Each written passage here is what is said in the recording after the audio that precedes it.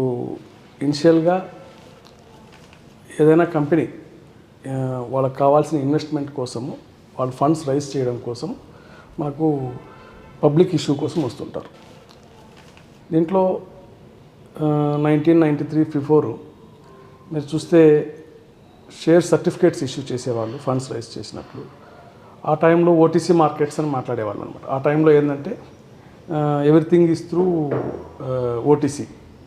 Buyers వస్తారు, sellers వస్తారు, వాళ్ళకి షేర్లు ఏవి కావాలి ఇష్టమున్న వాళ్ళు కొనుక్కుంటారు, అమ్మేవాళ్ళు అమ్ముతుంటారు అనమాట.